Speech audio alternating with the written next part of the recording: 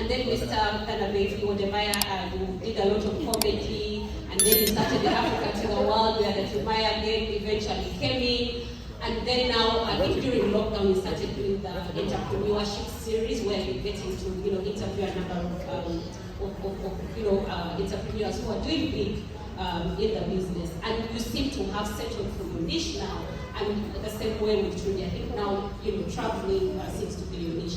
How do you eventually settle for that? Because you find that sometimes you do this, it's not working, people are watching, you know that it's not working, So how do you eventually know that this is what I am supposed to be doing? But also the other question would be, is it possible to actually have a full-time job and also succeed when it comes to YouTube? I think that is one thing that I struggle with. Whenever I've had the number of times that we want to quit their full-time jobs, if you want to succeed, we need to. I wanted Trudy to answer your question, but I think I need to. I'm not going to advise you to quit your full-time job if YouTube is not making money. Don't get me wrong. If YouTube makes you money, you have all the right to quit your job and focus on YouTube. Because I don't know which job that is worth more than having a YouTube platform. Being an engineer or being a doctor, mention, right? But I'm not going to advise you to quit your job and then, focus on YouTube. You can only focus on YouTube when you know that, okay, at least I'm making something which will sustain me in a month.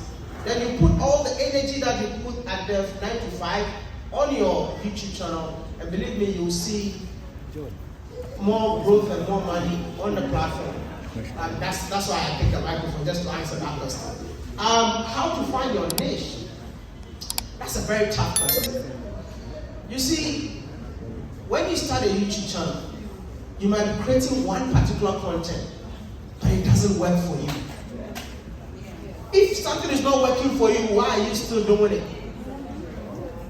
You need to try and experiment so many things to see which one works best for you.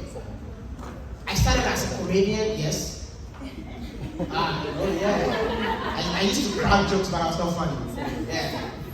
And I realized that it was not working for me. My channel was not growing. What did I do next? I started talking about being an African living in China. And that's when my channel started growing. I left China, came to Africa, and I started Africa to the world, traveling different African countries, making videos. Yes, the videos were getting views, people were getting to know me, but believe me, the best niche I've ever had was interviewing entrepreneurs. And I got this niche in 2020 during COVID, when I couldn't travel. So I was like, what am I going to do different this time around? Why did I focus on entrepreneurship?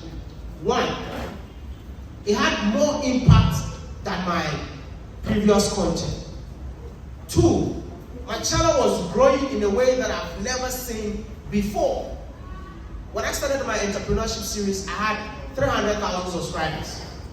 By December, I started in May. By December, I had 600,000 following me. That's like double of my subscribers in less than 6 months. Now, apart from getting the subscribers, each video of every entrepreneurship series don't give you less than $3,000 to $4,000 per video. You know why? Because YouTube is not about views. I always tell people, get it right. It's not about views, it's about where are the people watching you from and the kind of content that you're creating. You can't compare a million comedy channel to a million entrepreneurship channel. Because a comedy channel cannot get closer. The gap is huge. Not because of the views, but because of the value of the people that watches the channel. So that's why I'm telling you, finding your niche, I cannot come and tell you, do this, do that, do that. But experiment. If you're doing makeup, you think it's not working for you, why are you still doing makeup? At least there are a lot of makeup videos online. I'm not saying, but Try new things. See, the African YouTube space is boring.